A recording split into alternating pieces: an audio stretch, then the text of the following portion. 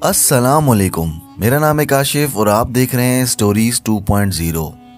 जो लोग हमारे इस चैनल को सुनते हैं, हमारी वीडियोस देखते हैं, वो ये बात जान लें कि आप बिल्कुल ठीक जगह पहुंचे हैं, क्योंकि सुल्तान महमूद गजनवी की कहानियां यूट्यूब पर हज़ारों मौजूद हैं। मैंने बहुत तज्जिया किया, बहुत तजुर्बा किया, बस सारी झूठ पर मबनी है, व्यूज़शिप और पैसों का फड्डा। मैं जो कहानी आपको पेश कर रहा हूँ ये 3-4 किताबों का मजमुआ है, क्योंकि मैं चाहता हूँ कि मुसलमानों की तारीख हक़ाइक़ के साथ मालूम हो। इसलिए मेरी इस कोशिश की दाद ज़रूर दीजिएगा, वो मुझे ज़रूर दुआ में याद रखें। अगर आपने पिछली एपिसोड नहीं सुनी तो ऊपर आई बटन पर क्लिक करें और एपिसोड सुन लें। पिछली एपिसोड का इख्तिताम हमने किया था कि सुल्तान सब्तुगीन के खिलाफ मार्के में आए लोग मुसलमान खड़े होते हैं, दोनों की फौजें आमने सामने खड़ी होती हैं। वहाँ सुल्तान सब्तुगीन मुसलमानों के कत्लो डर से बड़े तारीखी जुमले कहते हैं। मैंने बहुत कोशिश की है कि ये लोग खुलूस और मोहब्बत की बात समझ सकें, मगर वो नहीं समझे।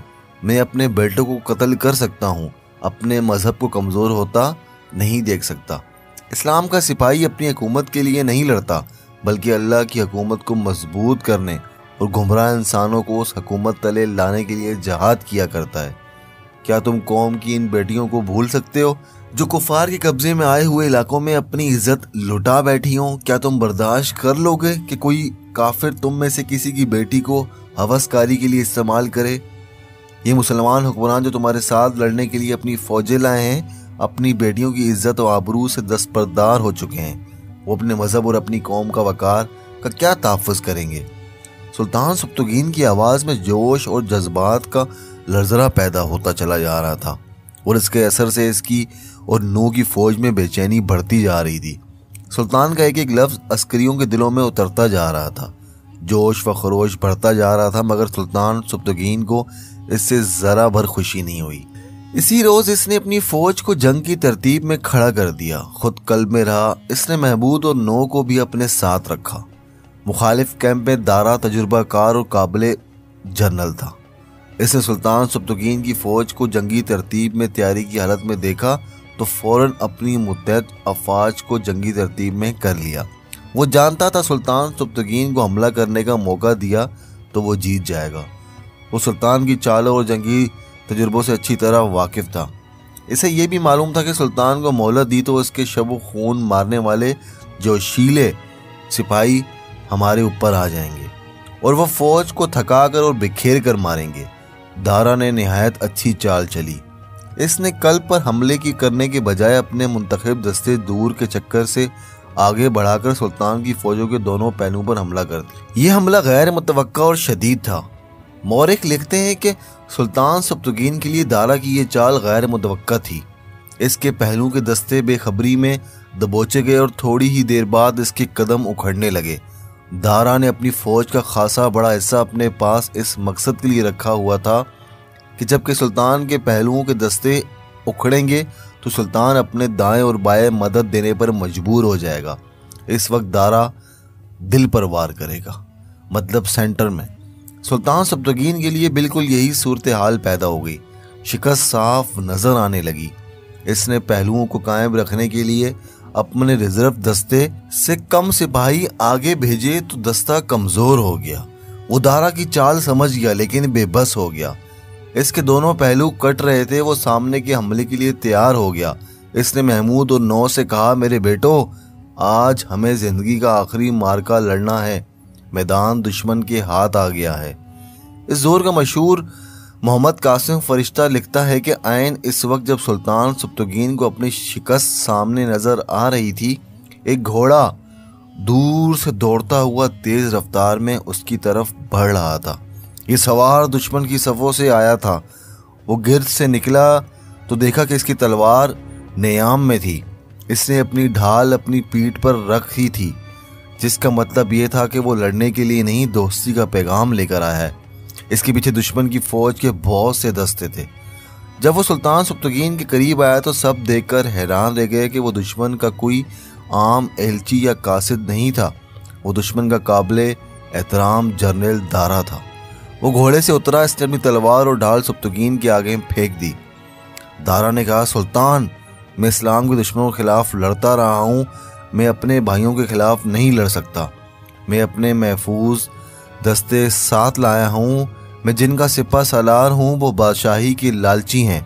मैंने सारी उम्र की जहाद का जो सवाब कमाया था वो मैं ज़ाया नहीं करूँगा। मुझे खुदा के हजूर सुरखरू होने का मौका दें।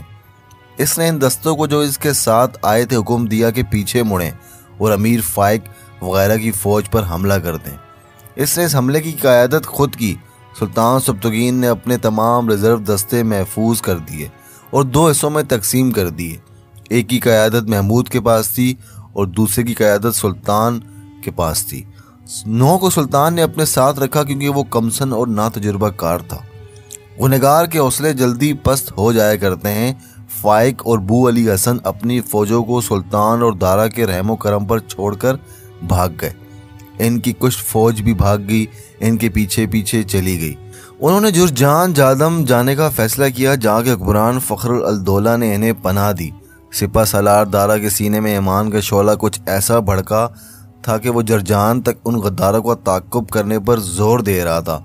लेकिन सुल्तान सब्तुगीन ने इसे कहा कि अभी वक्त नहीं है, अभी ठहरो, अभी हमें खाना जंगी को तोल नहीं देना चाहिए। इसके बजाय वो इन्हें दोस्ती और इत्तेहाद का पैगाम देना चाहता है। महमूद गजनवी दारा का अहम नवा था। उसका नौजवान खून से इसे इंतकाम लिए बगैर चैन नहीं लेने दे रहा था। सुल्तान सब्तुगीन ने अपनी फ़ौजों को समेटा और गजनी को कूच कर गया। महमूद गजनवी थोड़ी सी फ़ौज के साथ निशापुर चला गया। गवर्नर की हैसियत से उसे वहीं रहना था। 9 अपने मुल्क बुखारा को रवाना हो गया और दारा सुल्तान के साथ था। महमूद गजनवी निशापुर पहुंचा ही था कि फ़ौज कासिद घबराहट के आलम में दौड़े आए। उन्होंने बताया कि बू अली हसन और अमीर फाइक के फ़ौजों ने हमला कर दिया। फ़ख्र अल दौला ने इन्हें ताज़ा दम फ़ौज दी थी। वो सुल्तान सब्तुगीन की फ़ौज की नकल व हरकत देखते रहते थे।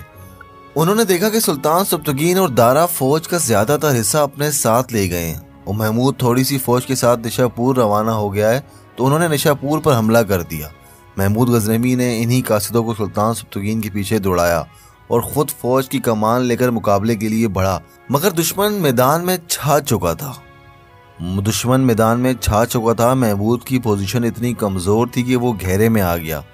इसकी फ़ौज बहुत थोड़ी सी थी और हर रात की लड़ाई के बाद फ़ौरन बड़ी लंबी मुसाफत तय कर आई थी।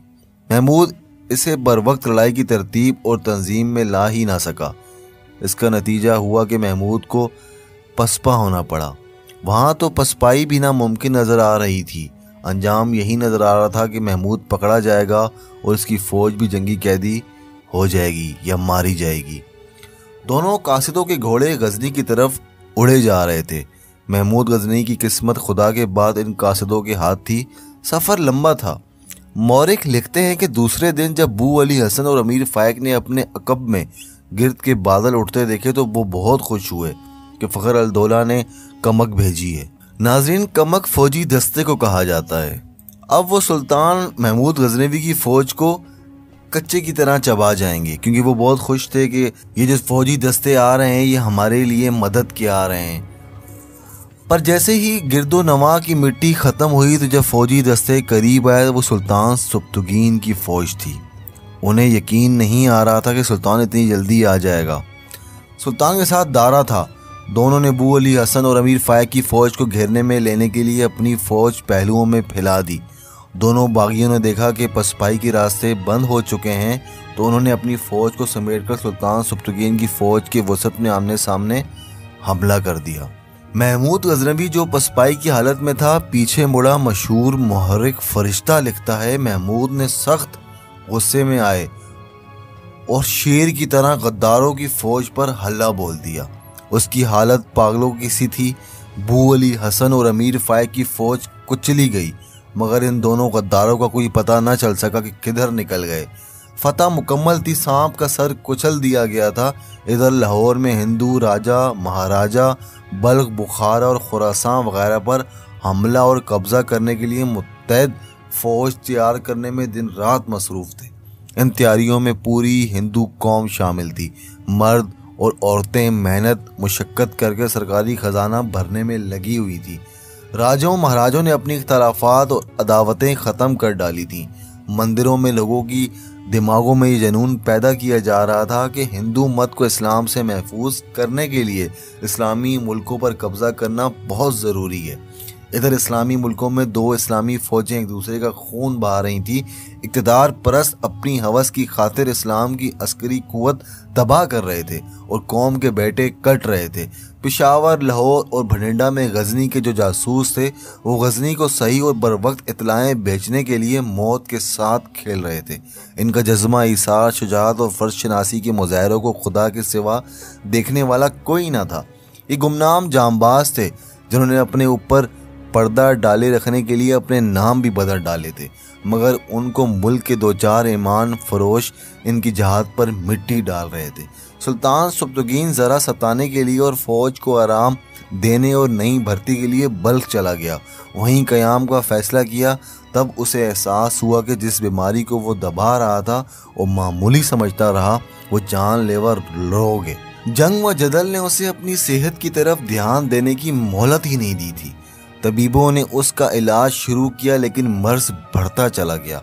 उसने गजनी चले जाने का इरादा किया और रवाना हो गया, मगर वो इस कदर कमज़ोर हो चुका था कि तोरमोस बल्क से थोड़ी ही दूर से आगे जाने के काबिल ना रहा। वहीं ठहर गया, वहीं रुक गया। तर्जुमा यमनी में लिखा है कि एक रोज़ नकाहत की इंतहा की आलम में सुल्तान ने शेखा अबुल फता से, जो इसके पास बैठा था, कहा, हम बीमारी से सेहतयाब होने के लिए हर जतन करते हैं, सेहतयाब भी हो जाते हैं। रेवड़ समझते हैं कि मौत नहीं आएगी। मुझे भेड़ का ख्याल आया, इसे कसाब खरीद कर ले जाता है, कभी रेवड़ में उसे छोड़ देता है, कभी अकेला कहीं बांध देता है। भेड़ जिंदा रहने की आस लगाए रखती है, मगर एक रोज़ कसाब उसकी गर्दन पर छुरी फेर देता है। ऐसे ही हम कई बार बिस्तर अलालत में लेटने और उठ खड़े होते हैं। एक रोज़ मौत अचानक हमारी गर्दन पर वार करती है और हमें दबोच लेती है। हमें कुछ सोचने और कुछ करने का मौका ही नहीं मिलता। इससे 40 रोज़ बाद सुल्तान सब्तुगीन ने सिर्फ यह कहा कि महमूद से कहना तुझे बुशचुकन बनना है, जान अल्लाह के हवाले कर दी। ये अगस्त 997 ईस्वी शबान द मुताबिक 377 हिजरी का महीना था। उस वक्त सुल्तान की उम्र 56 साल थी। खाना बदोशों का बेटा जो ग़ुलामों की मंडी में फ़रोख्त हुआ था, इस तारीख़ इस्लाम में कभी ना मिटने वाला नाम पैदा करके और अपने पीछे तारीख़ में बुत शिकन खिलाने वाला बेटा छोड़कर अल्लाह के हजूर चला गया। सुल्तान महमूद गजनवी अपने बाप की वफ़ात की इत्तला पर पहुंचा। उसने बाप की मैयत उठाई और उसे गजनी ले गया। तकफीन के बाद फ़ौरन इसने सल्तनत को संभाल लिया। उस वक्त उसकी उम्र 26 साल थी। सुल्तान सब्तुगीन की तकफीन के बाद महमूद गजनवी निशापुर चला गया। चूँकि वो मर्द मैदान था, इसलिए उसने सबसे पहले फ़ौज की तंजीम की तरफ तवज्जो दी। उसने गजनी जाकर सल्तनत का कारोबार को देखना मुलतवी कर दिया। उसे यकीन था कि हुकूमत की मशीनरी सही चल रही है। अगर कोई गड़बड़ हुई तो इसे इत्तला मिल जाएगी। अगर उसके दिलो दिमाग में सुल्तानी की लालच होती तो पहले वो गजनी जाता और बाप की मसनद सुल्तानी पर जा बैठता। महमूद गजनवी उलमाए सूफिया और औलिया का शहदाई था। इनमें अबुल हसन गरकानी वो वली थे जिसका वो मुरीद था। एक और बुजुर्ग अबू सईद अबुल मालिक सूफिया में से थे जिनका महमूद गजनवी मुत्तकिद था। गरकानी कहीं दूर रहते थे। महमूद कभी कभी उनके यहाँ सलाम और पंदो नसीहत के लिए जाया करता था और अबू सईद कभी कभी इनके यहाँ आ जाया करते थे। बहकी लिखता है कि महमूद गजनवी उनके इस्तकबाल के लिए दरबार में उठ के बाहर जाकर खड़ा होता था। महमूद गजनवी के जहन पर राजा जयपाल और उसकी बुत सवार थे। उसकी तवज्जो फौजी अमूर पर मरकूज थी। उसे मालूम नहीं था कि उसकी सल्तनत को खुशामद की दीमक लग गई है और ख़जाना तेज़ी से खाली हो रहा है। महमूद गजनवी को ये इत्तला मिली तो उसके इंटेलिजेंस के एक आदमी ने दी जो गजनी से यही इत्तला देने आया था। उसने बताया कि सल्तनत की गद्दी पर उसका छोटा भाई इस्माइल बैठ चुका है और उसने अपनी सुल्तानी का फरमान भी जारी कर दिया है। इस्माइल सुल्तान सब्तुगीन की दूसरी बीवी में से था। सब्तुगीन की वफ़ात के वक्त ये बीवी उसके पास पहुंच गई थी। उसने रज़ा के आलम में सब्तुगीन से इस वसीयत पर दस्तखत करवा लिए थे कि इस्माइल इसकी सल्तनत का जानशीन होगा। मुतसिब गैर मुस्लिम मौरखों ने लिखा है कि सब्तुगीन ने महमूद को इसलिए जानशीन नहीं बनाया था कि वो उसकी माँ के बतन से था जो ग़ुलामों की नस्ल सी थी और इस्माइल की माँ शाही ख़ानदान से ताल्लुक़ रखती थी। उस दौर के वाक़ई निगारों की तहरीरों के मुताबिक यही तस्लीम किया जा सकता है कि सब्तगीन के आखिरी लम्हात में इस कदर शदीद तकलीफ़ में गुजरे कि उसे नीम गशी की कैफियत में इस्माइल को जानशीन मुकर्रर कर दिया। इस दास्तान के पीछे एक साथ में तफसील से सुनाया जा चुका है कि सुल्तान महमूद गजनवी की माँ कौन थी और किस ख़ानदान से ताल्लुक़ रखती थी। नाज़रीन, अगर आप थोड़ा भूल रहे हैं तो मैं आपको बता देता हूँ कि सुल्तान सब्तगीन की माँ एक तुर्क थी, बड़ी खूबसूरत नौजवान थी, तुर्क ख़ानदान से उसका ताल्लुक़ था और गौस की कौम में से थी। मोहम्मद कासिम फरिश्ता लिखता है कि इस्माइल नौजवान और खंडरा था, उसे महमूद के मुकाबले में कोई अस्करी तजुर्बा नहीं था। जंगों में सब्तगीन के साथ महमूद रहता था। सब्तगीन ने इस्माइल को अपना जानशीन मुकर्रर किया ही नहीं होगा, अगर किया ही होगा तो उस आलिम नज़ा से फ़ायदा उठाते हुए इस्माइल की माँ ने अपने बेटे को सुल्तान बनवा लिया होगा। दोनों भाइयों में इतना फ़र्क था कि जब महमूद अपने बाप की तकफीन से फारिग होकर निशापुर चला गया और राजा जयपाल का हमला रोकने या हिंदुस्तान पर हमला करने की तैयारियों में मसरूफ़ था, उस वक्त उसका छोटा भाई इस्माइल बल्ख में अपनी रस्म ताजपोशी में मगन था। सुल्तान आला मकाम गजनी से आए हुए आदमी ने महमूद गजनवी से कहा, सुल्तान आला मकाम, अब हिंदुस्तान के किसी राजा को हमारी सल्तनत पर हमला करने की ज़रूरत नहीं रही। हमारे दुश्मन हमारी सल्तनत की तबाही चाहते हैं। आपने और आपके वालिद मरहूम ने इन्हें नाकों के चने चबा दिए थे और जब वो भी गए अब खून में डूब गए हम। मगर सुल्तान सब्तगीन मरहूम सुल्तान की तबाही का इंतज़ाम अपने हाथों कर गए। फ़ौरन वो खबर सुनाओ जो गजनी से लाए हो। महमूद ने कहा उस एलची से, मैंने आपको सुल्तान कहा है क्योंकि आप मरहूम सुल्तान के बेटे हैं। इस आदमी ने कहा, मगर सुल्तान आप नहीं, आपके भाई इस्माइल हैं। मैं आपका खादिम और मुलाजिम हूँ, मुझे इससे कोई सरोकार नहीं कि सल्तनत की गद्दी पर कौन बैठा है। मैं वफादार और नमक हलाल मुलाजिम की हैसियत से ये बताने आया हूँ कि जिस दरबार में सालार और दीगर अस्करी कमांडार अहकाम और हदायत लेने आया करते थे, वहाँ अब खुशामदों का हजूम होता है। मैं ये तो नहीं बता सकता कि आपके भाई के मुशीर कौन हैं। वो जो कोई भी हैं, उन्होंने अपनी मीठी ज़बान से और चापलूसी से आपके भाई इस्माइल को गिरफ्तार कर लिया है। नहायत मामूली हैसियत के लोगों को आला रुतबे और दर्जे दिए गए हैं। फ़ौज की तनख्वाहों में इजाफ़ा कर दिया गया है। मुझे आपके और आपके वालिद मरहूम के वफादारों ने बताया है कि ख़जाना तेज़ी से खाली होता जा रहा है। महमूद गजनवी को जैसे चक्कर आ गया हो, उसने आदमी को उस हदायत के साथ रुखसत किया कि वह वहाँ की मज़ीद इत्तलात फराहम करे। वो ख़ुद अपनी माँ के पास गया जो उसके साथ रहती थी। मुझे ख़ुद वहाँ जाना चाहिए। महमूद गजनवी ने अपनी माँ से कहा, मुझे वहाँ से आना ही नहीं चाहिए था, मगर मेरे दिल में सुल्तानी की ख्वाहिश नहीं थी। मेरे फ़र्ज़ के तकाज़े कुछ और हैं। तुम्हें वहाँ नहीं जाना चाहिए। माँ ने ऐसा कहा, तुम्हारा भाई तुम्हें कत्ल करा सकता है। तख्त व ताज का नशा इंसान को वहशी और दरिंदा बना देता है। और ये भी सोच लो कि वो अपने बाप के जानशीन बनने के काबिल है तो उसे सुल्तान बना रहने दो और फ़ौज की कमान तुम अपने हाथ में रखो। अगर वो इस काबिल होता तो मैं इतना परेशान क्यों होता। महमूद ने कहा, माँ क्या तुम उसे जानती नहीं कि वो किस कुमाश का लड़का है। मुझे मेरे पीरो मुर्शिद ने बताया है कि नाहिल और खुदगर्ज हुक्मरान के गुनाहों की सज़ा पूरी कौम को भुगतना पड़ती है। मैं सुल्तान नहीं बनना चाहता, मुझे सल्तनत को बचाना है। इसे एक मजबूत किला बनाकर मुझे इस्लाम की शमा हिंदुस्तान के बुत खाने तक पहुँचानी है। अगर मेरा भाई मुखलिस होता तो वो मुझे अपनी ताजपोशी पर बुलाता। उसने मुझे इत्तला तक ना दी। इसका मतलब यह है कि इसकी नीयत साफ नहीं। मुझे वहाँ जाना चाहिए। मुझे बताया गया है कि इन दोनों इस्माइल गजनी में नहीं बल्ख में है। मैं ज़रूर उसके पास जाऊँगा। माँ ने कहा, नहीं, तुम अपना पैगाम लिखकर भेज दो। उससे पूछो कि मुझे जो खबरें मिली हैं वो कहाँ तक दुरुस्त हैं। उसका जवाब का इंतज़ार करो। इस्माइल उस वक्त बल्ख में ही था जब कासिद ने उसे महमूद का पैगाम दिया। इस्माइल ने कागज़ खोले बगैर अपने एक हाकिम की तरफ फेंक कर कहा, पढ़कर सुनाओ मेरे भाई ने क्या लिखा है। उस हाकिम ने कागज़ सीधे किए और बुलंद आवाज़ से पढ़ना शुरू किया। अजीज़ भाई, इस्माइल ने गुस्से से अपनी रान पर हाथ मार कर कहा, इसने हमें भाई लिखा है, सुल्तान नहीं लिखा। हाकिम ने जवाब दिया, नहीं ज़िल्ले इलाही, नहीं लिखा सुल्तान। सुल्तान ने कहा, यह बस सूरत मुसख्खर इस कदर गुस्ताख है। एक दरबारी ने कहा, इसे इसकी सज़ा मिलनी चाहिए। सुल्तान आली मकाम, अगर बाप गुस्ताखी करे तो उसे भी सज़ा मिलनी चाहिए। खुदा और रसूल सल्लल्लाहु अलैहि वसल्लम के बाद दर्जा सुल्तान का होता है।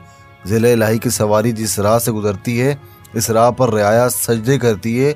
आपके दुश्मन आपका नाम सुनकर कांपते हैं। इस्माइल ने हुक्म किया, आगे पढ़ो। हाकिम पैगाम पढ़ने लगा, मुझे इस पर कोई इतराज़ नहीं कि तुम सल्तनत के मसनद पर बैठ गए हो। अल्लाह तुम्हें ये एजाज़ मुबारक करे, मगर इस सल्तनत पर जो ख़तरे मंडला रहे हैं और इस मसनद के साथ जो फ़राइज़ और ज़िम्मेदारियाँ वाबस्ता हैं, शायद तुम इनसे वाकिफ़ नहीं हो। अगर वाकिफ़ होते तो इस मसनद को फूलों की सेज समझकर आराम से बैठ ना जाते। सबसे पहले मेरे पास आते या मुझे अपने पास बुलाते।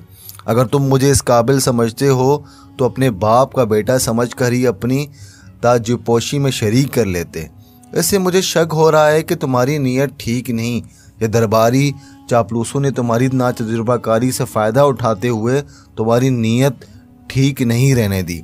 तुम जानते हो कि सल्तनत के अंदर भी दुश्मन मौजूद हैं। तुम्हारे सामने इनके साथ लड़ाई लड़ी गई है। हिंदुस्तान के बुत परस्त हम पर 2 हमले कर चुके हैं और तीसरे हमले की तैयारी कर रहे हैं। इस वक्त हमारी ज़रूरत ये नहीं कि दरबार लगाकर दरबारियों को सलाम और कसीदे वसूल किए जाएं। इस वक्त हमें खैमों में होना चाहिए।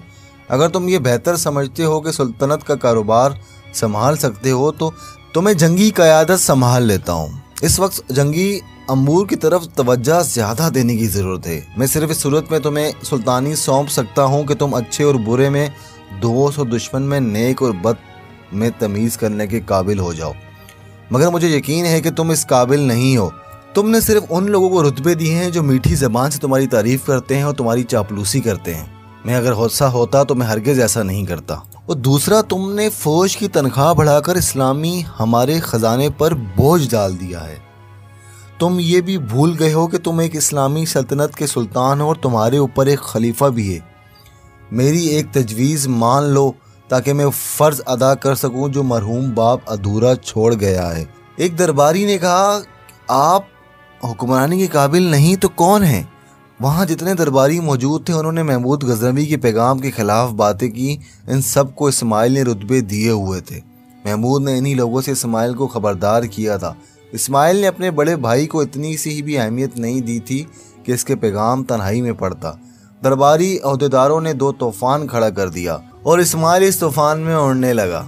आपके बड़े भाई ने इस पर भी इतराज़ किया है कि आपने फ़ौज की तनख्वाहें बढ़ा दी हैं। वज़ीर ने कहा, सुल्तान आली मकाम, आपकी इस करम नवाजी से सारी फ़ौज आपकी मुरीद हो गई है। आपके इशारे पर फ़ौज कट गिरेगी, मर सकेगी। और पैगाम में ये जो लिखा गया है कि सल्तनत के अंदर हमारे दुश्मन मौजूद हैं, हिंदुस्तान के बुत परस्त भी दुश्मन हैं। ज़िले इलाही जान बख्शी की इल्तिजा करता हूँ, सल्तनत के अंदर हमारा कोई दुश्मन नहीं। आपके वालिद माजिद जिनके खिलाफ लड़ते थे उन्हें दुश्मन बनाया गया था और इनमें से आपके बड़े भाई महमूद का हाथ था। वो चाहता था कि छोटी छोटी रियासतों को अपनी सल्तनत में शामिल करे। हिंदुस्तान के बुत परस्तों को हमारे साथ क्या दुश्मनी हो सकती है?